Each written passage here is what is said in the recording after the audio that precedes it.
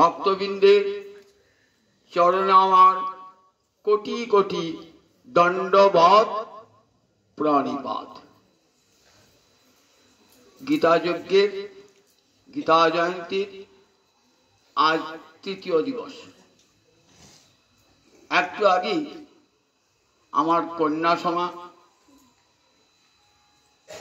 অনুমুখে আপনারা শুনলেন তো যে 18 দিন আমরা এর আগে 18 দিন করে গীতা পাঠের ব্যবস্থা করেছিলাম, কিন্তু 18 দিন ধরে চালানো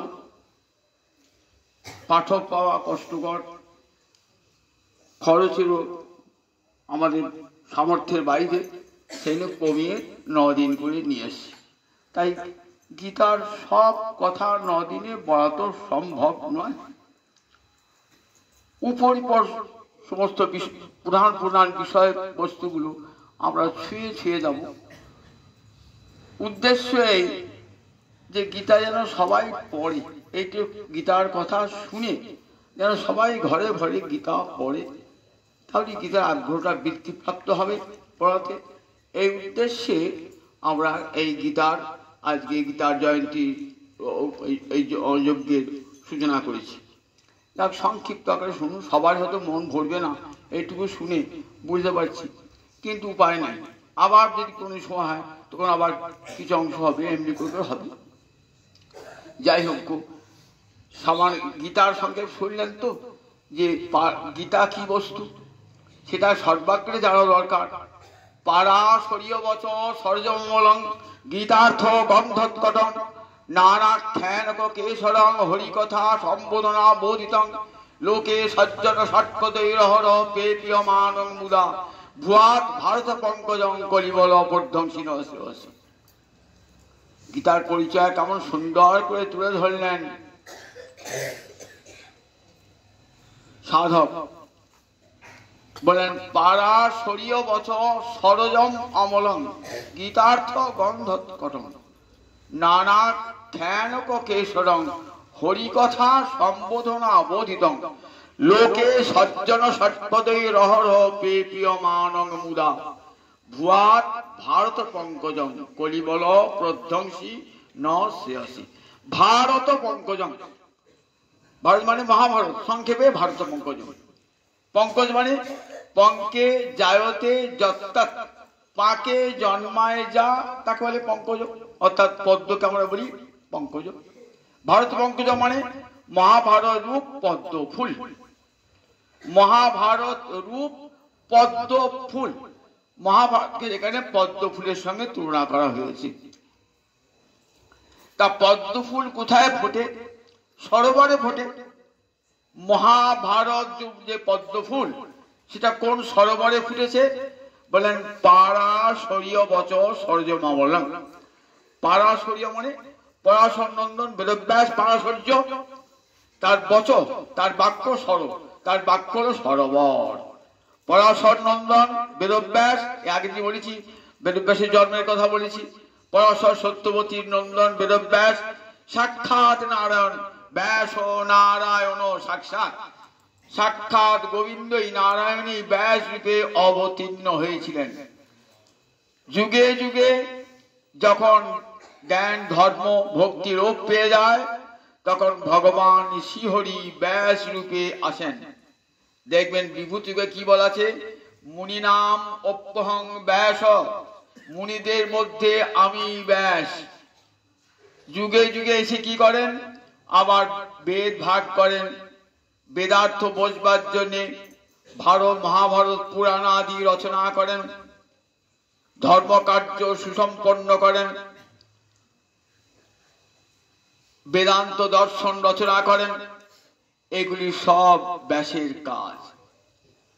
তাই পরাশর নন্দন বেদব্যাসের বাক্য হল সরোবর। পারাশরীয় বচ সরজম। পরাশর নন্দন বেদব্যাসের বাক্য সরোবরে একটা পদ্ম ফুল ফুটেছে, সেই পদ্ম ফুলটা হল মহাভারত। অমলং, তাতে কোনো মল নাই। সেই সরব কেমন? বলে সেই পদ্ম ফুল নির্মল। পারাশরীয় বচ সর্জমবলম্ব। গীতার্থ গন্ধোৎকটন। পদ্ম ফুল ফুটলেই যদি সেই সরোবরের পাশ দিয়ে যান না, দেখবেন তার গন্ধে আপনার চিত্ত আমোদিত হয়ে যায়। পদ্মের এত গন্ধ, এমন সুগন্ধি পুষ্প, তাই তো পদ্ম ফুল আমাদের জাতীয় পুষ্প। সেই পদ্ম ফুল দেখে সমস্ত শাস্ত্রে বর্ণাতে, সাহিত্যে বর্ণাতে পদ্ম ফুলেরই বর্ণনা। বললেন গীতার্থ গন্ধোৎকটন। পদ্ম ফুল ফুললি তার গন্ধ চতুর্দিক আমোদিত হয়েছে। তা মহাভারত পদ্ম ফুলের গন্ধ কি? তা বলেন গীতার্থ। শ্রীগীতার অর্থ হলো মহাভারত রূপ পদ্ম ফুলের সুগন্ধ, উৎকটন সুতীব্র গন্ধ। নানাখ্যানক কেশরং। বলেন পদ্ম ফুলের তো পাপড়ি থাকে, তা মহাভারত পদ্মের পাপড়ি কি? নানাখ্যানক কেশরং। মহাভারতের মূল একটি কাহিনী, কুরু পাণ্ডবের সম্পত্তি নিয়ে ভ্রাতৃ বিরোধ, সেটাকে পল্লবিত করেছেন। আরো কত আখ্যান, কত উপাখ্যান যুক্ত হয়েছে। বিশাল মহাভারত, যাহা নাই ভারতে তাহা নাই ভারতে। গোটা ভারতবর্ষ ফুটে উঠেছে এই মহাভারতে। কত রকমের মানুষ, কত রকম তাদের চরিত্র, কত রকম তাদের স্বভাব, সব দেশ কাল রীতি, একটা সামাজিক চিত্র ফুটে উঠেছে মহাভারত। মহাভারত পড়লে গোটা ভারতবর্ষকে দেখতে হবে। ওই বইটার মধ্যে গোটা ভারতবর্ষ ছবি, সব ভারতবর্ষে ঘুরতে তো পারবেন না, কিন্তু গোটা ভারতবর্ষের ছবিটা পেয়ে যাবেন যদি মহাভারত কেউ পড়ে। যে কত প্রকার পৃথিবীতে মানুষ আছে, তাদের কত কত স্বভাব, কেমন তাদের চরিত্র, সব একবারে ভালো লোক থেকে, মন্দ লোক থেকে, কপট লোক থেকে, চতুর লোক থেকে, ধূর্ত লোক থেকে, সব কিছুর বর্ণনা এই মহাভারতে। বিশাল মহাভারত। পারাশরীয় বচ সর্জমবলং। গীতার্থ গন্ধোৎকটন। নানাখ্যানক কেশরং। কত আখ্যান, কত উপাখ্যান, সেগুলি সব মহাভারত পদ্মের পাবে। পদ্ম ফুল কখন ফোটে? সূর্য উঠলে পদ্ম ফুল ফুটবে। সূর্যের কিরণ পায় আর পদ্ম তার পাপড়ি একটু একটু করে বিকশিত করে। তা মহাভারত পদ্ম ফুলের পাপড়ি কোন সূর্যের উদয়ে প্রকাশিত হয়, বিকশিত হয়? বলেন হরিকথা সম্বোধনা বোধিতং। হরিকথারূপ সূর্যের উদয় হলে মহাভারত পাপড়ি একটু একটু করে বিকশিত হয়। ভোরে গিয়ে দেখুন পাপড়ি বোঝা, এবার দেখুন সূর্যের কিরণ পড়ছে তো পাপড়ি খুলিয়ে খুলিয়ে খুলে খেয়ে যাচ্ছে। ঠিক দুপুরবেলায় যান সরোবর থেকে, দেখুন আর পাপড়ি শতদল বিকশিত হয়ে উঠেছে। পাপড়ি সব পদ্ম পাপড়ি করে বিকশিত হয়ে উঠেছে। বলেন এই কৃষ্ণ কথারূপ সূর্যের উদয় হলে পারে মহাভারত পদ্মের পাপড়ি বিকশিত হবে। হরিকথা সম্বোধনা অবতীতং। লোকে সজ্জন ষটপদে রহর পেপীয়মানং মুদা। লোকে মানে পৃথিবীতে সজ্জন ষটপদে। ষটপদ মানে ভ্রমণ, ভ্রমণে কটা পা? 6টা পা। পদ্মের মধু খেতে কে যায়? ভ্রমণে যায়, ষটপদ ভ্রমণ যায়। পদ্ম ফুলের মধুকে, মহাভারত পদ্মের ফুলের মধু কারা খেতে যায়? তা বলেন সজ্জন ষটপদে। জগতের যারা সজ্জন রূপ ভ্রমণ, তারাই মহাভারত পদ্মের মধু পান করেন। লোকে সজ্জন ষটপদে রহরহ। বলেন প্রতিদিন, অহযুক্ত হোক অহরহ, প্রতিদিন ব্যাপীয়তে একবার কৃষ্ণ কথা শুনলেই মনে আবার শুনি কৃষ্ণ কথার এত আকর্ষণ। মধু খেতে খেতে যেমন পদ্ম বিভোর হয়ে যায়, ভ্রমর বিভোর হয়ে যায়, সে আবার সেই পদ্মবন যাবে। কোথায় পদ্মবন আছে, কোথায় মধু পাওয়া যায়? ভক্ত সন্ধান করে করে বেড়ায়, কোথায় হরিকথা, কোথায় হরিকথা। দেখুন কত জায়গা থেকে কত মানুষ এসেছেন এখানে, শুনেছেন আজকে লক্ষ্মীনারায়ণ মন্দিরে হরিকথা হবে, তাই কোথায় কত কষ্ট করে সবাই এসেছেন কত দূর থেকে। লোকে সজ্জন ষটপদে রহর। ভক্ত ভ্রমর তো হরিকথার মধুপানের লোভে ছুটে আসে, ভ্রমর যেমন ছুটে যায় কোথায় কোন সরোবরে পদ্ম ফুল ফুটেছে সেখানে গিয়ে মধু খাবো, ঠিক তেমনি ভক্ত ভ্রমর চায় কোথায় কৃষ্ণ কথা বর্ণিত হচ্ছে শুনবো গে, মধুপান করবো। লোকে সজ্জন ষটপদী, সজ্জন ছাড়া আসবেন না, সজ্জন ষটপদী রহর পেপিয় মানব, মানে পুনঃ পুনঃ বিবতী, তাকে বলে পেপিয় পেপিয়তি, সংস্পর্শ করে পেপিয় মানব সব সময় পান করছে। এই বর্তমান কালে কি দিয়েছেন কেন, মানে যে মহাভারত অতীতকাল হয়ে গেছে ও পুরনো দিনে ও আর শোনবার নাই, বলে না মহাভারতে ব্যাসদেব শাশ্বত কালের চিরন্তন কালের চিরকালের কথা বর্ণনা করেছেন, যেটি শুধু শুধু অতীতকালের জন্য নয়, যেটা অতীতকালও লাগবে, বর্তমানও লাগবে, ভবিষ্যতেও লাগবে। মানব জীবনে সেটা সব সময়ে প্রয়োজন, তার অতীত বর্তমান ভবিষ্যৎ নাই, তার চিরকালীন কথা ব্যাসদেব বলেছেন, চিরকালীন কথা।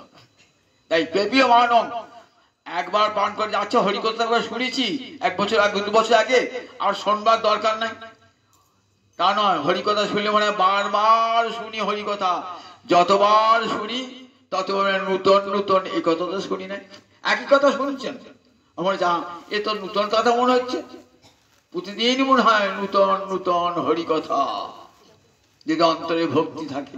পেপীয় মানব মুদা বলে পরমানন্দে বিরক্ত হয়ে নয়, বললেন মুদা পরমানন্দ হরিকথা যখন শোনেন না মনটা আনন্দে ভরে থাকে। যাগযজ্ঞ করলে উপবাস করে থাকবেন তো পেটটা শুকিয়ে থাকে, মুখটা বিরক্ত হয়, কখন বাবা ঘি ঢালাটা শেষ হবে, একটু প্রসাদ পাবো। কিন্তু হরিকথা শুনছেন পরমানন্দে, ক্ষুধা তৃষ্ণা থাকবে না। তার প্রমাণ দেখুন, এখানে তো 1 ঘন্টা 2 ঘন্টা পাঠ হবে, আর হরিদ্বারে ব্রহ্মকুণ্ডের তীরে 7 দিন 7 রাত একাসনে বসে সুখদেব পাঠ করেছেন, আর যত সত্রীবৃন্দ শুনেছেন 7 দিন 7 রাত একাসনে বসে আহার নিদ্রা পরিত্যাগ করি। বলছেন আমাদের ক্ষুধা নাই, তৃষ্ণা নাই, মুনিবর আপনি প্রাণ ভরে বলে যান হরিকথা, প্রাণ ভরে বলে যান। তাহলে হরিকথায় আমার আস্বাদ বলুন, কত আনন্দ বলুন, একটা আনন্দ। আপনাকে উপবাস করে থাকতে হয় না হরিকথা শোনবার জন্য, হয়েছে? পয়সা খরচ করতে হয় না যে বাবা চলে 1 গাদা পয়সা টাকা নিয়ে যেতে হবে তবে হরিকথা শুনতে হবো। আপনার সে পুনামি মুহান দিলেন না দিলেন কিছুই নেই, কাউকে পয়সাও আনতে হবে না, বসে বসে উপবাস করতে হবে না, বসে বসে কানটি পেতে দিয়ে ভক্তের সঙ্গে বসে হরিকথা শ্রবণ করবেন।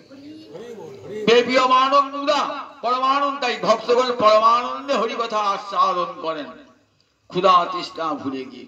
ভুয়াত ভারত পঙ্কজং করিমল প্রধ্বংসী ন শ্রেয়সী, আশীর্বাদ করছেন ধ্যানকর্তা, বলছেন ভুয়াত হোক কলিমল প্রধ্বংসী, কলিমল প্রধ্বংসী অর্থাৎ কলির যে মালিন্য সেটা ধ্বংস হয়ে যাবে যেখানে হরি কথা আলোচিত হবে, যেখানে গীতার কথা আলোচিত হবে, যেখানে মহাভারতের কথা আলোচিত হবে।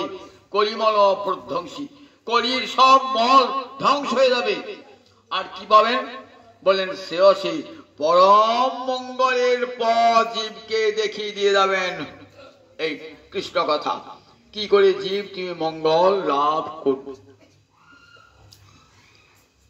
সেই গীতার 18টি অধ্যায়, 18টি অধ্যায়কে আমরা 3টে শতকে ভাগ করেছি। শতক মানে 6টা করে অধ্যায় নিয়ে একটা শতক।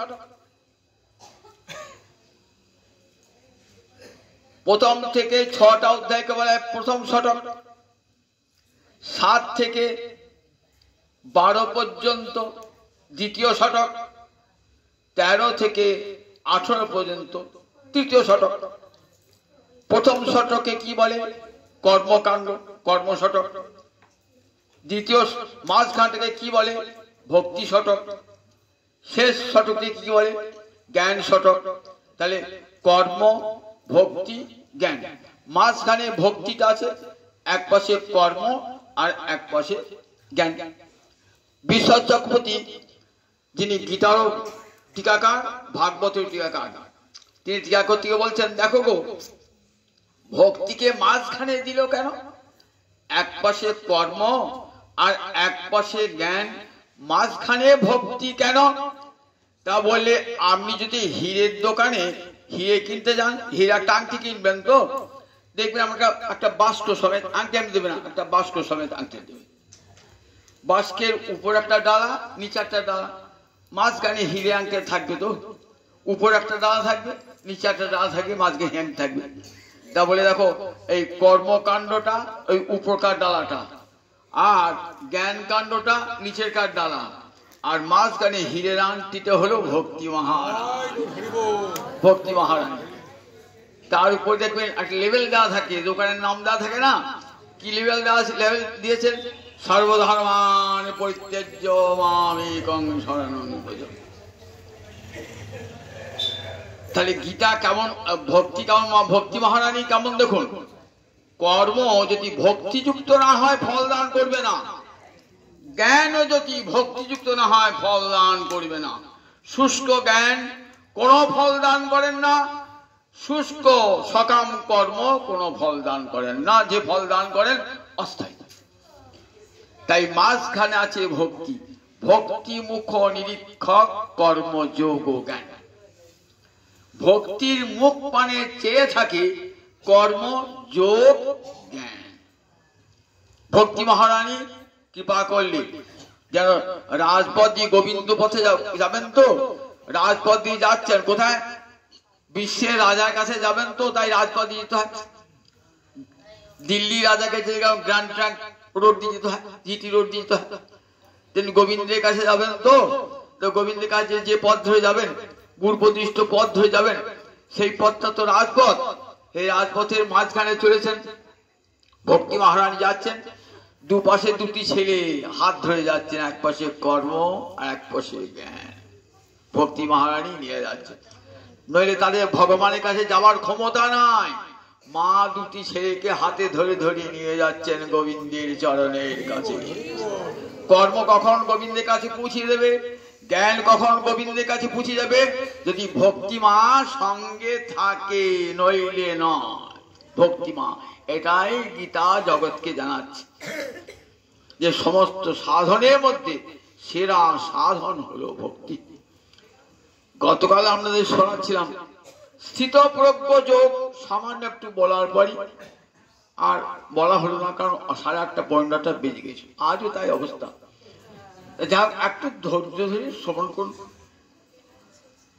সামান্য, বেশি সময় নেব না, সামান্য। এই স্থিতপ্রজ্ঞ যোগ গীতার একটি গুরুত্বপূর্ণ বিষয়। ভাগবতের গীতার 2য় অধ্যায়ে শেষের দিকে এই স্থিতপ্রজ্ঞ যোগ ভগবান অর্জুনকে বলছেন, অর্জুন, তুমি যদি এই স্থিতপ্রজ্ঞে অবস্থান করো, তাহলে যুদ্ধ করে মানুষ বলেও তোমার কোনো পাপ স্পর্শ করবে না।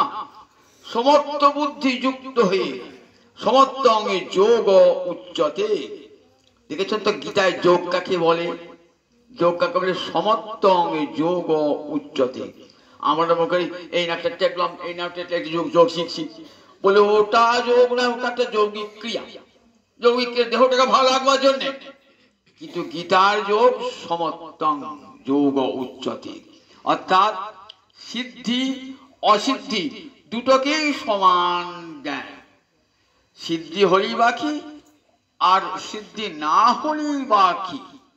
আমি মনটি ভগবানে রেখে কর্ম করে যাব, আমি কোনো ফলের আশা করি না, আর আমি করছি বলে মনেও করি না। কেমন করে কর্মটা করবে বলেন? কর্তৃত্বের অভিমান বিসর্জন দিয়ে দাও, আমি করছি এটা কখনো ভেবো না, অহং কর্মী। আর সমস্ত কর্ম ফল যা গোবিন্দ আমার নয়, সব কৃষ্ণায় সমর্পিতমস্তু, গোবিন্দ তোমার চরণে অর্পণ করলাম। আর কোনো ফলের আকাঙ্ক্ষা রেখো না। এমনি করে যখন কর্মটা করবেন, সেই নিষ্কাম কর্ম চিত্তটাকে শুদ্ধ করে দেবে। আর চিত্ত শুদ্ধ হলেই জ্ঞান প্রবেশ করে। যতক্ষণ চিত্ত শুদ্ধ না হয় ততক্ষণ জ্ঞান আপনার অন্তরে ঢুকবে না। তাহলে কর্ম চাই, কর্মকে বাদ দিয়ে কখনো জ্ঞান আসবে না। কর্ম নিষ্কাম ভাবে, কেমন করে কর্ম করবেন? নিষ্কাম কর্ম করতে করতে করতে চিত্ত শুদ্ধ হয়ে যাবে, আর সেই শুদ্ধ চিত্তে জ্ঞান প্রবেশ করবে। সেই জ্ঞান প্রবেশ করে কোথায় আপনাকে নিয়ে যাবে? জ্ঞান আপনাকে ভক্তির রাজ্যে প্রবেশ করিয়ে দেবে। তেষাং জ্ঞানী নিত্যযুক্ত এক ভক্তি বিশিষ্যতে। চার প্রকার ভক্তের মধ্যে জ্ঞানী ভক্ত আমার শ্রেষ্ঠ। দেখেছেন, শুধু জ্ঞানী বলেন নাই, জ্ঞানী ভক্ত। এবং বলেছেন এক ভক্তি, যে জ্ঞানীর একমাত্র আমার চরণে সুনির্মলা ভক্তি, যিনি জেনেছেন বাসুদেবং সর্বম ইতি, গোবিন্দই সব। এটা জানে কারা? বলেন যারা ওই জ্ঞানী তারাই জানেন। বহু নাম জন্ম নাম অন্তে জ্ঞানবান মাং প্রপদ্যতে। বহু জন্মের পর জ্ঞানী সাধনায় বুঝতে পারেন যে বাসুদেব সর্বম, জগতের যা কিছু আছে সব গোবিন্দ ছাড়া আর জগতের কোনো বস্তু নাই। জগতের যদ ভূতং যচ্চ ভাব্যং, বেদে একটা পুরুষ সূক্ত আছে বেদে, এবং খুব গুরুত্বপূর্ণ সূক্ত ঋগ্বেদে। ঋগ্বেদের 10টা মন্ডলের মধ্যে অনেকগুলো সূক্ত আছে, শেষাংশে এই দশম মন্ডল আছে পুরুষ সূক্ত। সেই পুরুষ সূক্ত পুরুষ সূক্ত বলছেন পুরুষ এবেদং সর্বং যদ ভূতং যচ্চ ভাব্যং। এই জগৎময় সেই মহাপুরুষ গোবিন্দ সর্বত্র বিরাজমান।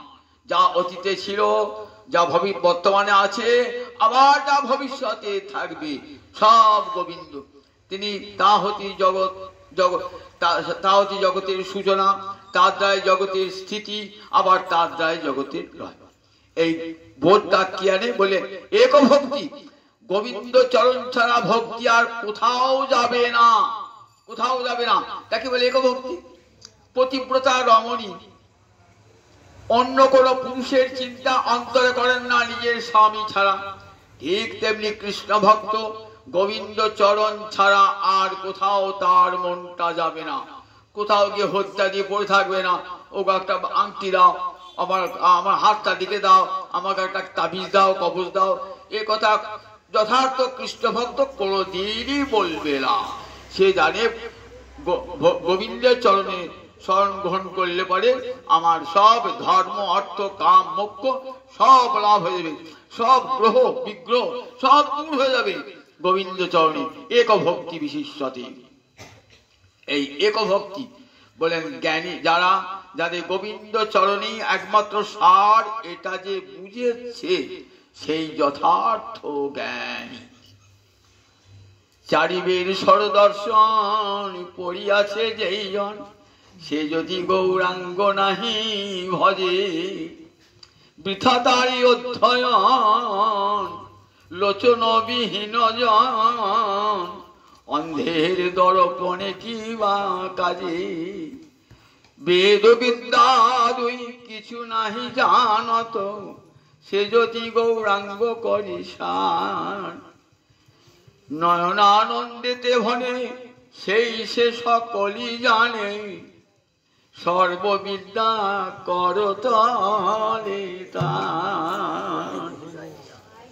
চারিবেদ সরদর্শন করেছেন, গৌর ভালোবাসেন না, গোবিন্দ ভালোবাসেন না, বলেন তোমার ওই চারিবেদ সরদর্শন পড়া সব বৃথা। বৃথা তার অধ্যয়ন লোচন বিহীন জন, অন্ধের দর্পণে কিবা কাজ। একটা দু চোখ কানা দেখতে পায় না, অন্ধ, তার সামনে একটা দর্পণ ধরেছে, কি কাজে লাগবে? তার কোনো কাজে লাগবে না। তাই যে গৌর গোবিন্দ ভজনা করে না, বলে তার কাছে শাস্ত্র কোনো কাজেই লাগবে না। শাস্ত্র পড়ে নাই, কিন্তু গৌর গোবিন্দে সুনির্মলা মতি, বলে সেই নয়নানন্দেতে ভানে সেই সে সকলই জানে, সর্ববিদ্যা করো তলিতা। সেই তো সব শিখেছে, সেই তো সব শিখেছে। ভগবানকে যে জেনেছে, ভগবানকে জানাই তো গীতা বলে থাকো, সব জেনে যদি ভগবানকে না জানো তাহলে কখনই মঙ্গল লাভ হতে পারে না, মঙ্গল লাভ হয় না। সংসারে থাকবেন, মন কিন্তু গোবিন্দ চরণ। সংসার, গীতা ভাগবত কেউ বলেন নাই সংসার ছেড়ে বনে গিয়ে থাকো, ব্রহ্মচর্য অবলম্বন করো, হাতে ত্রিশূল নিয়ে থাকো আর গেরুয়া কাপড় পরো। এ কথা কোথাও বলা নাই, গীতা ভাগবতে কোথাও বলা নাই। আপনি সংসারে থাকুন, সাধন না থাকলে সাধু হয় নাকি? আমরা দেখি যত লোক গেরুয়া পরে ঘুরে বেড়াচ্ছে সাধু সাধু বলে, আর লোকে মাথা ঠুকছে, আর তার লোকে পয়সা দাও, পয়সার পরে আমি আসন তৈরি করবো, তমুক তৈরি করবো, রয়ে গেছেন। এসব প্রতারক। শ্রীমদ ভাগবতের মধ্যে, ভক্তি শাস্ত্রের মধ্যে প্রতারক। এদের দ্বারা এই প্রতারকদের খপ্পরে কখনো পড়ো না। বললেন দেখো সাধন নাই তাহলে সাধু হয় কেমন করে? সাধন নাই যার, বড় লোকের বাড়ি থেকে ধন না দিয়েছে আর বলছে সাধু আমি বনে থাকি। তুই বনে কোথাও কম থাকো, বনে বড় লোকের বাড়ি ঘুরে ঘুরে বেড়াচ্ছ, আবার আসছো ফার্স্ট ক্লাস, আমি ফার্স্ট ক্লাস টিকিট ছাড়া যাই না, আমার বড় গাড়ি ছাড়া যাই না, আর সাধু শেষ। হ্যাঁ শেষ, সাধু শেষ। কেমন সাধু দেখুন কলিকালে। আর দেখুন রূপ সনাতন বৃন্দাবনের জঙ্গলে যারা কত টাকার মাইনের চাকরি ছেড়ে দিয়ে রূপ সনাতন বৃন্দাবনে গিয়ে মাথু করে করে খাচ্ছে। ছেঁড়া কাঁথা নেড়া মাথা কাঁদে বহির্বাস, লোকে সুধাইলে বলে মুই চৈতন্যের দাস। কত বড় পণ্ডিত বলুন তো কেবল সনাতন রূপ। তার বই পড়বেন একবার, লোকে কেউ পড়ে না, পড়বার ক্ষমতা নাই। এমন জটিল সংস্কৃত ভাষায় লেখা এত বড় পণ্ডিত রূপ সনাতন, তাদের গ্রন্থ কিছু পড়েন যে কি মহাসম্পদ ভারতবাসীকে দান করে গেছেন তারা। কত বড় মাইনের চাকরি। তখনকার দিন হোসেন সাহেব প্রধানমন্ত্রী, সনাতন গোস্বামী পাদ, রূপ গোস্বামী পাদ অর্থমন্ত্রী। অখণ্ড বাংলা, একটু কাটা বাংলা নয়, অখণ্ড বাংলা, বিরাট বাংলা। সেই বাংলার মন্ত্রী, সোনার টাকায় মাইনে, কাগজের টাকায় মাইনে নয়, সোনার টাকায় মাইনে। সব ছেড়ে গৌরহরি চরণে আশ্রয় গ্রহণ করতে। কেমন দেখবেন, পড়বেন যে কিভাবে তারা ওই ছয় গোস্বামী বৃন্দাবনে গিয়ে ভজন করছেন। ছেঁড়া কাঁথা নেড়া মাথা কাঁধ হরিবাস। পাত্র নাই যে ঝুড়িতে কিছু খাবার ভরে রেখে দেবেন, আজকে কিছু পেলাম, বেশি কিছু পেলাম, কালকে খাবো, কিছু নেই, হাতে করে যা দেবেন। ঘোল মাঠা বৃন্দাবনে দিলেন, ঘুরি ঘুরি খেয়ে বেরিয়েছেন। আর কোথাও শুয়ে আছেন একে এক বৃক্ষের তলে, একে এক রাত্রি শয়ন, গাছের তলায় শুয়ে আছে। ঝড় বৃষ্টি রোদ সব সহ্য করছেন। তখনকার দিনে বৃন্দাবনে বাঘ সিংহ হাতি গন্ডার ঘুরে বেড়াচ্ছে। দেখুন সাপ গায়ের উপর দিয়ে চলে যাচ্ছে। কেমন নির্ভরশীল দেখেছেন তো? গোবিন্দ চরণে শরণাগত। সাপ খায় খাবে, বাঘে খায় খাবে, সিংহে খায় খাবে, আমার এই দেহটা আমার নয়, এটা আমি গোবিন্দ চরণে অর্পণ করে দিয়েছি। এইরকম কেমন স্থিতপ্রজ্ঞ দেখুন। আর কি জানেন এই চরিত্রগুলো দেখুন কেমন স্থিতপ্রজ্ঞ। স্থিতা প্রজ্ঞা যস্য স, যার প্রজ্ঞা মানে প্রকৃষ্ট জ্ঞান ভগবানে স্থিত হয়েছে, ভগবানে তিনি স্থিতপ্রজ্ঞজন। আর প্রজ্ঞাটা আর অন্য কোথাও চালিত হবে না। বৃন্দাবনের পথে পথে ঘুরে বেড়াচ্ছেন, কৃষ্ণ নাম কৃষ্ণ হা কৃষ্ণ বলে কে লিখে বেড়াচ্ছেন। তারা পয়সা করে জন্য কোথাও ঘুরে যাচ্ছেন না, হা কৃষ্ণ কোথায় দেখা দাও একবার হে গোবিন্দ।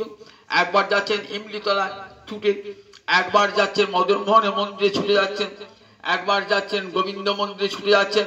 কোথায় গেলে দেখা পাবো? ওগো শ্যাম সুন্দর তোমাকে কোথায় দেখা পাবো? ওগো রাধারানী তোমাকে কোথায় দেখা পাবো? পাগলের মতন ছুটে ছুটে বেড়াচ্ছেন 60 দিন। উদ্দেশ্য কৃষ্ণানুসন্ধান। দেখেছেন তো, এরাই সাধু, যে সাধন করে সাধু। আপনার কাছে বড় লোকে বেশি সাধু হইলেন, সাধুর কাপড়ের দামটা দেখুন একবার, আপনার জামার চেয়ে অনেক বেশি দাম সাধু। সাধু চর্মাটা দেখুন, আপনার চর্মের চেয়ে অনেক বেশি করে দাম সাধু। দেখুন তারা সাধু সেই যে সমাজে আজকে লোককে কেমন করে ঠকাচ্ছে, প্রতারণা করছে, বিচার করে দেখবেন। আর সেই ব্রজের সাধুরা কেমন করে সাধন ভজন করছেন। তা সাধন না থাকে সাধু হবে কেমন? যে সাধ হয়েছি সাধু। ভাগবত উচ্চকণ্ঠে বলেছেন, কারু খাতি রাখেন না। শাস্ত্র কাউকে খাতির রাখে না। শাস্ত্রে বাক্য কেমন জানেন তো, একেবারে তীক্ষ্ণবান, সুতীক্ষ্ণবান। বলে তুমি সাধু কিসের, তুমি তুমি ভজন নাই, সাধন নাই, শুধু তাই নয়, তোমাকে দেখলে পরে মানুষ পবিত্র হয়ে যাবে, সে সাধু হয়ে যাবে।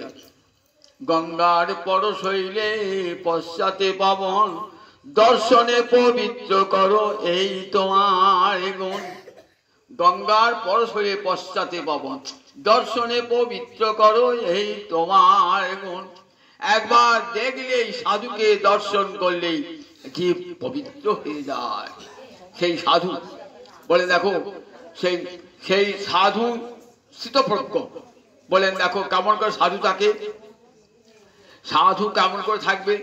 বলেন দুঃখেষু অনুদ্বিগ্নমনা সুখেষু বিগত স্ফুর্য, দুঃখেষু বিতরাগ ভয়ক্রোধ স্থিত ধীমুনিরুচ্যতি। দুঃখেষু অনুদ্বিগ্নমনা, শত দুঃখ পেলেও তাদের চিত্ত উদ্বিগ্ন হয় না।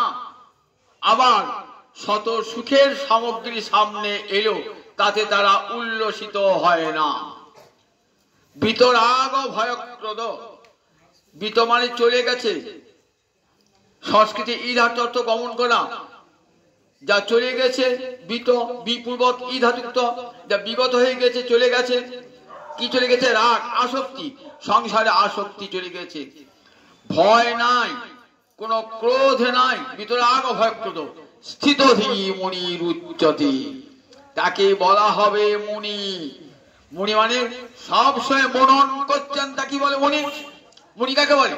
जो মনুতে সমুনি, যে মনন, যিনি মনন করছেন তিনি মুনি। আমার মনন নাই, চিন্তন নাই, আমি মুনি হব কেমন করে? তাই মুনিরা আর কৃষ্ণ কথা, আন কথা না কহিবে, আন কথা না শুনিবে। মহাপ্রভু আমাদের রঘুনাথ দাস গোস্বামী, রাজার ছেলে রঘুনাথ দাস গোস্বামী, জীবনটা পড়বেন একবার। রাজার ছেলে রঘুনাথ দাস গোস্বামী বৃন্দাবনে গিয়ে কেমন ভজন করছে। খুব ইচ্ছা মহাপ্রভুর মুখ থেকে উপদেশ শোনা। মহাপ্রভু সর্বদামোদা নিয়ে গেছেন, প্রভু গো তুমি কিছু কথা বলো, তোমার মুখ থেকে কিছু কথা শুনবে, আমার কথা শুনে তৃপ্তি হচ্ছে। মহাপ্রভু চারটি বাক্যে কি বললেন? ভালো বললেন, গ্রাম্য কথা না কহিবে, গ্রাম্য কথা না শুনিবে, ভালো না খাইবে আর ভালো না পড়িবে। অমানি মানদ হইয়া কৃষ্ণ নাম লবে, ব্রজে রাধা কৃষ্ণ সেবা মানসে করিবে। এই চারটে কথায় একবার দেখি, সব দেখে দিবে। চারটে কথার কি দাম দেখুন। কি বললেন? গ্রাম্য কথা না কহিবে, গ্রাম্য কথা না শুনিবে, বিষয় কথা শুনবে না, বিষয় কথা বলবে না, ভালো না খাইবে আর ভালো না পড়িবে। বলে ভালো মন্দ খেলে কি হবে? ভালো মন্দ খেলে ইন্দ্রিয় সবল হবে এবং তোমার চিত্তকে বিকৃত করবে, ভগবত ভজন থেকে সরিয়ে নিয়ে আসবে। যেটুকুতে দেহ রক্ষা হয় সেইটুকুই গ্রহণ করবে, যেটুকুতে লজ্জা নিবারণ হয় সেইটুকুই পোশাক পরিচ্ছদ গ্রহণ করবে। আর অমানি মানদ হইয়া কৃষ্ণ নাম লবে, নিজেকে কখনো ভাববে না আমি খুব মানি গুণী পণ্ডিত ব্যক্তি, ভাববে না আমি রাজার ছেলে, আমি জমিদারের ছেলে, একথা ভাববে না। আমি খুব ধনবান, আমি জ্ঞানবান, ভাববে না। অমানি আর মানদ, অপরকে মান দান করবে, সবাইকে সম্মান দান করবে। আব্রহ্ম চণ্ডালে সকলকে প্রণাম জানাবে, আদি চণ্ডালে প্রণাম জানাবে, সকলকে মান দান করবে। অমানি মানদ হইয়া কৃষ্ণ নাম লবে, আর ব্রজে রাধা কৃষ্ণ সেবা মানসে করিবে, মানসে করিবে। সব সময় মনে মনে চিন্তন। তাহলে দেখুন মুনির সংজ্ঞাটা দেখেন, সব সময় গোবিন্দের চিন্তা, অন্তরে গোবিন্দের চিন্তা রয়েছে। তাই বলছেন দেখো, দুঃখেষু অনুদ্বিগ্নমনা সুখেষু বিগত স্পৃহ। আমরা মহারাজ যুধিষ্ঠিরের চরিত্র একবার দেখুন।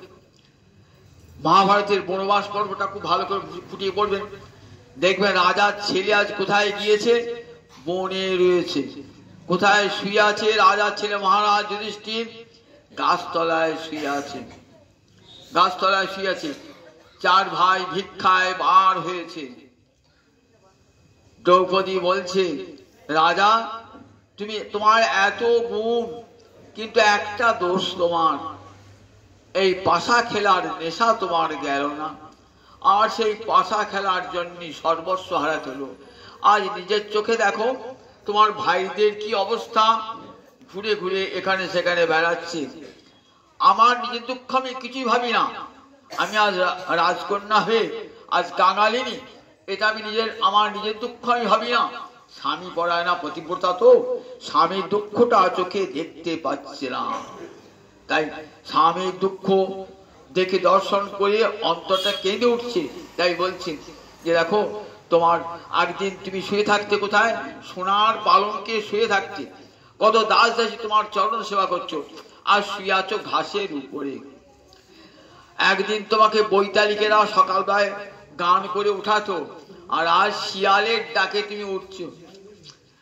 তুমি প্রতিদিন গোবিন্দের প্রসাদ ভোজন করতে, আর এখন কি খাচ্ছ, ভিক্ষা করে আনা ভিক্ষালব্ধ অন্ন খাচ্ছ। রাজা দেখো, দেখো শুরু তোমার নিজের দোষে হয়েছে। বলছে কি বলছো কল্যাণী, নাস্তিক কম প্রভাব হচ্ছে, নাস্তিকের মতো কথা বলছো। দেখো আমি কি দেখো বনে এসেছি, গোবিন্দ আমাকে রাজা করেছিলেন, আমি রাজা হয়েছিলাম, আবার সেই গোবিন্দ আমাকে নিয়ে গেলেন বনে, আমি বনে এলাম। আবার যদি কোন রাজা করেন, রাজা করবেন, তার ইচ্ছায় রাজা হয়েছিলাম, আবার তার ইচ্ছায় বনে। শোনো কল্যাণী, তার ইচ্ছা ছাড়া গাছের একটা পাতাও নড়ে না। গোবিন্দের ইচ্ছা ছাড়া গাছের একটা পাতাও নয়, সব কিছু তার ইচ্ছাতে হয়। তাঁতিবার একটা তাঁতির গল্প বলি। তাঁতি বাজে একটা তাঁতির গল্প না বললে হবে। তাঁতিবাড়া এসে এক তাঁতি পরম রাম ভক্ত, সে রাম ছাড়া কিছুই জানে না। বাজারে গিয়ে সে কি করে, সে গামছা কাপড় বিক্রি করে। সে সত্যি কথা, সত্য ছাড়া মিথ্যা বলে না। সে গিয়ে কাপড়টি নিয়ে বসে, আর এই খদ্দের এবার দেখো এরকম, এই আমি সুতো কিনেছি রামের ইচ্ছায়, সুতো কিনেছি 2 পয়সা, তারপর দেখো রং কিনেছি 2 পয়সা, সব রামের ইচ্ছায়, তারপর আমার নিজের পরিশ্রম দিয়েছি রামের ইচ্ছায় 2 পয়সা, এই সব নিয়ে আমার লাভ 2 পয়সা, এই 4 পয়সা, এই 8 পয়সা দাম হলো এই কাপড়। আচ্ছা এমনি সে কাপড় বিক্রি করে একবার যেটুকু বলে সব করে দেয়। আমার সুতো কিনতে কত খরচ, রং কিনতে কত খরচ, আমার পরিশ্রমে কত খরচ, আর কতটুকু আমার লাভ। রামচন্দ্র সেই দিকে সে খায় তাঁতি। একদিন করেছে কি, বাজার থেকে গিয়ে কাপড় টাপড় বিক্রি করে সন্ধ্যাবেলায় গিয়ে বাড়ির বারান্দায় বসে বিশ্রাম করে রাম রাম করছে, রাম রাম রাম রাম রঘুপতি রাঘব রাজা রাম, পতিত পাবন সীতারাম, রঘুপতি রাঘব রাজা রাম, পতিত পাবন সীতারাম, সীতারাম জয় জয় সীতারাম, রঘুপতি রাঘব রাজা রাম, পতিত পাবন সীতারাম, সীতারাম জয় জয় সীতারাম। হরির আনন্দে আবেগে গান গাইছে। একটা চোর করেছে কি, সে একটা লোকের বাড়ি থেকে জিনিসপত্র চুরি করে পালাচ্ছে। সে আর একা চুরি করেছে, বইতে পারছে না। তখন দেখি এই লোকটা ভালো আছে, এই সন্তোষ ভয়টা দেখি, কি বলছো, এই মোটটা বই নি, চল বেশ চল। মোটটা বই নিয়ে যাচ্ছে, মোটটা বই নিয়ে চলে গেছে। এইবার মাঠ পথে পুলিশ এসেছে। পুলিশ দেখি চোরটা পালিয়ে গিয়েছে। চোরটা পালিয়ে গিয়েছে, তাঁতির মাথায় দেখেছে পোটমান বাস্ক সব রয়েছে। এই তাঁতি চোর ধরে গেল, রাজার কাছে ধরে গেছে। এই বেটা তুই হরিনাম করছিস আর ছুটি করেছিস? রাজা শোনো সমস্ত ঘটনাটা আমি বলি। আমি প্রতিদিন, আমি একজন তাঁতি, প্রতিদিন রামের ইচ্ছায় কাপড় বুনি, রামের ইচ্ছায় কাপড় বিছি, রামের ইচ্ছায় বাড়ি আসি, রামের ইচ্ছায় স্নান করি, রামের ইচ্ছায় ভোজন করি, রামের ইচ্ছায় বিশ্রাম করি, আবার রামের ইচ্ছাতেই বসে আছি বাড়ির বারান্দায়। রামের ইচ্ছাতেই একটা চোর গেল, রামের ইচ্ছাতেই বললো আমাকে আমি মোট বইতে পারছি না, মোটটা পাবো, রামের ইচ্ছাতেই বইলাম। রামের ইচ্ছায় পুলিশ এলো, রামের ইচ্ছায় চোরটা পালিয়ে গেল, রামের ইচ্ছায় পুলিশ আপনার কাছে আমাকে হয়ে যাবে। তখন বলছে আচ্ছা রাম ভক্ত বল ছেড়ে দাও, রামের সব রামের ইচ্ছা। দেখেছেন এত মিথ্যা কথা বলে না, তার জেল হলো না, ফাঁসি হলো না, কিছুই হলো না। দেখেছেন তো সবটাই সত্যি কথা, সে বলে রামের ইচ্ছা। কতখানি নির্ভরশীলতা আছেন না, দেখুন একটা ভক্তর কেমন তার নির্ভরশীলতা, ভগবানের শরণাগতি। ঠিক তেমনি মহারাজ যুধিষ্ঠির শরণাগতি। দেখো বনে আছি, যদি বাঘ সিংহে খায় খাবে, আবার কাঙাল হয়ে আছি কাঙাল হয়ে থাকবো, যতদিন ইচ্ছা ততদিন আমি কাঙাল হয়ে থাকবো। আবার যদি রাজা করে রাজা করবে, এই বোধ সবসময় দুঃখে এত দুঃখ কষ্ট। যুধিষ্ঠির মনে কিন্তু দুঃখ কষ্ট নাই, দ্রৌপদী রাজকন্যা তার মনে কষ্ট হচ্ছে, চার ভাই মনে কষ্ট হচ্ছে, কিন্তু মহারাজ যুধিষ্ঠির অন্তরটা কেমন দুঃখে, এত দুঃখে তো অনুদ্বিগ্ন মনা। আবার যখন রাজা হলেন, রাজা হওয়ার পর বলছেন, কৃষ্ণ বলছেন এবার চলে যাই ভাই, বন্ধু তো সম্পর্কে ভাই হয়, চলে যাই। তা বলছে তুমি চলে যাবে, তাহলে তুমি যদি চলেই যাও তাহলে আমাকে রাজ্যে বসানোর কি দরকার, রাজ্যে বসানোর দরকার আর থেকে দাও তোমার, আমি তো তোমার চরণ ছাড়া কিছুই জানি না। দেখেছেন তো সুখটাকে, এত সুখ এসেছে, সুখটাকেও গ্রহণ করতে পারছেন না গোবিন্দ ছাড়া। মা কেমন মা, কুন্তী মা বলছেন যে মা পিসিমা আমি এবার চলে যাচ্ছি, তোমার ছেলেকে রাজা করে দিলাম, আর তো কোনো ভয় নাই, তো পিসিমাকে চলে যাচ্ছি। তুমি চলে যাবে বাবা, তোমার জন্য দেখো বেঁচে আছি আমি, আর তুমি চলে যাবে আজকে আমার আনন্দের দিনে। তা বলছেন মা এবার তো আমার কাজ শেষ হয়ে গেছে, চলে যাই পিসিমা, আর তোমার তো কষ্ট নাই, তোমার পুত্রকে নিষ্কণ্টক রাজ্য দিলাম। কি বলছে দেখুন, জগতে সবাই কি চায় ভগবানের কাছে, কি চাইছে এসে, ভগবানকে দেবো না একটি পয়সা, কিন্তু ভগবানের কাছে নেবো লক্ষ লক্ষ টাকা। ভগবানের জন্য কি রেখেছি, ভগবান তোমার জন্য বাতাসা রেখেছি, আর তোমার জন্য পচা কলাটা রেখেছি তোমার জন্য। চাইবো কি আমার বাড়ি হোক, গাড়ি হোক, ধন হোক, দৌলত হোক। রবীন্দ্রনাথের কৃপণ কবিতা আছে না, ভগবান আমরা দেবো সব। রবীন্দ্রনাথের কবিতা আছে খেয়া কাব্যে কৃপণ। আমরা ভগবানকে দিতে জানি না, ভগবানের কাছে নিতে জানি আমরা ভগবানের কাছে। সেই একটা কৃপণ একটা ভিখারি গান গাইতে গাইতে চলেছে, হরে কৃষ্ণ কৃষ্ণ কৃষ্ণ হরে হরে, হরে রাম রাম রাম হরে হরে। দেখছেন একটা সোনার রথ আসছে, সোনার রথ ভাবছেন যাক ভারী হলো হরি হরি, আর সোনার রথে কি আসবেন, রাজা আসবেন, দুপাশে মণি মুক্তা ছেড়াবেন, আমি ভিকির হয়ে কুড়ি নেবো, আমার আর ভিক্ষা করতে হবে না। রাজা এলো, রথ থেকে নামলো, ভিকিটা ভাবছে এইবার নিশ্চয়ই কিছু দেবে, হাতটি পেটে, রাজা এসে হাতটি পেটেছে, রাজাই ভিক্ষা চাইছে, এ আবার কি, রাজা আমাকে দেবে না, রাজা আমার কাছে হাত পেটেছে। কি করলেন, রাজাকে একটা চালের দ্বারা বার করে দিলেন, মানে দিনটা আমার খাওয়াই গেল আজকে। ভাবলাম রাজা অনেক কিছু দেবে, কই তো রাজা তো কিছুই দিল না। মনটা খারাপ করে বাড়ি গেল, বাড়ি গিয়ে চালের বস্তাটা উজাড় করে, চালের ঝোলাটাও উজাড় করেছে, দেখছে চালের মধ্যে একটা সোনার দানা। তখন কাঞ্চে হাওয়া করে দিলাম যা রাজ ভিখারি রে, সোনা হয়ে এলো ফিরে। একটা চালের দানা দিলাম, সোনা হয়ে ফিরে। যদি সব চাল দিতাম, সব চাল সোনা হয়ে যেত, যদি জীবনটা দিতাম, জীবনটা সোনায় মোড়া হয়ে যেত। এই ভগবানকে আমরা দিতে জানি না, ভগবানের কাছে নিতে জানি। ভগবানের কাছে কি প্রার্থনা, দিন রাত না আয়ু বৃদ্ধি করো, আয়ু বৃদ্ধি করো, ধন দাও, জন দাও, বলে ভগবানের কাছে দিবারাত্র প্রার্থনা। আর মা কুন্তী দেবী কি প্রার্থনা করছেন দেখুন, ভাগবতে গীতায় সব শেখবার আছে, এসব না শিখলে ধর্ম হবে। গীতা ভাগবত শোনেন না আর ধর্মকর্ম করছেন, কোনো ফল হবে না, কোনো ফল হবে না। ওই শনি পুজো করছেন, রাস্তাকে ঢং ঢঙে কাজু বাড়ছেন, শনি প্রসাদ খাচ্ছেন, কিছুই হবে না।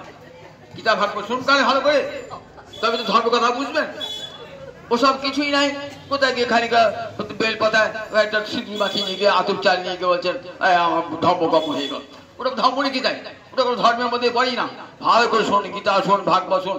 আমরা লেখাপড়া শিখেছেন, আজকের দিনে কোনো মেয়ে অশিক্ষিত নাই, সবাই পড়াশোনা জানে। রামায়ণ পড়ুন, মহাভারত পড়ুন, গীতা পড়ুন, ভাগবত পড়ুন, তাহলে বুঝতে পারবেন যে ধর্ম জিনিসটা কি। দেখুন কুন্তী দেবী কি স্তব করছেন ভগবানের কাছে। কুন্তী দেবী কি বলছেন, বলছেন বাবা তুমি চলে যাবে, আমি তো তাই চাই নাই যে তুমি আমাকে আমার ছেলেকে রাজা করে বসিয়ে তুমি পড়াবে, আমি তো চাই না। আমি কি চাই জানো, বলে বিপদ সন্তুতা শাশ্বত তত্র তত্র জগৎগুরু। সেই বিপদে যেন আমার বারে বারে আসে, যে বিপদে তোমার দেখা পাবো হরি, সেই বিপদে যেন আমার বারে বারে আসে। আমি সম্পদ চাহি না প্রভু, সেই বিপদে যেন আমার বারে বারে আসে। বিপদে যদি তোমার দেখা পাই প্রভু, সেই বিপদ হোক আমার চিরস্থায়ী শাশ্বত। বলতে পারি আমরা আমরা ভগবান বলে সম্পদ দাও, ভগবান তুই দূরে চলে যাও, তোমাকে দরকার নেই। তোমাকে কতক্ষণ দরকার ছিল? যতক্ষণ সম্পদ পাই নাই ততক্ষণ দরকার ছিল। সম্পদ পেয়েছি, পালাও, তোমাকে নেবো, এবার তুই পালাও, আমার কাজ মিটে গেছে, পালাও। ভগবানের সঙ্গে আমাদের কেমন দেখুন স্বার্থপরতা, তঞ্চকতা। ভগবানকে ভজ্জি কি জন্যে? তোমার কাছে কিছু আদায় করবো বলে ভগবানকে ভজ্জি। কি নেবো? ধর্ম অর্থ কাম মোক্ষ নেবো বলে। ইহকালে সুখ শান্তি, পরকালে সুখ শান্তি, স্বর্গ সুখ পাবো, কিন্তু তোমাকে দেবো না বিনিময়ে কিছু। কেমন ভজনটা দেখুন, আমাদের ভজনটা। ভাগবত বললে পৃথিবীতে যত কথা ধর্ম নামে চলে, বলে সব ভাগবত তার পরীক্ষা চলে কি এগুলো সব কোনোটাই ধর্ম নয়, কোনোটাই ধর্ম নয়। এগুলো সব বলেন দেখো ধর্মের নামে ধাপ্পা। গীতা শুনুন, ভাগবত শুনুন, ধর্মের আসল রূপটি ভারতবর্ষের সনাতন ধর্মের আসল রূপ গীতা এবং ভাগবতে আছে। তাই হরিগুরু বৈষ্ণব ভাগবত গীতা বৈষ্ণব বারবার কীর্তন করেছেন। শাস্ত্র শুনুন, রামায়ণ পড়ুন, মহাভারত পড়ুন, গীতা পড়ুন, ভাগবত পড়ুন, তাই ভারতবর্ষে সনাতন ধর্মের চেহারাটা বুঝতে পারবেন যে ভারতবর্ষে আসল ধর্ম কেমন ধর্ম, কেমন ত্যাগের ধর্ম। ত্যাগের দ্বারা ভোগ, দুঃখে সুখে সুখে বিতরাগ ভয় করো। এই অবস্থা যখন পৌঁছে যায় মানুষ, তখন কি হয়? বিতরাগ ভয় করো স্থিতধি মুনির উচ্চধি, তখন তাকে স্থিতধি বলে। বলেন সংসারে থাকুন, পাকায় মাঝে মতো ঠাকুর আমকে ওরা পাকার সংসারে থাকুন, কোনো দুঃখ নাই।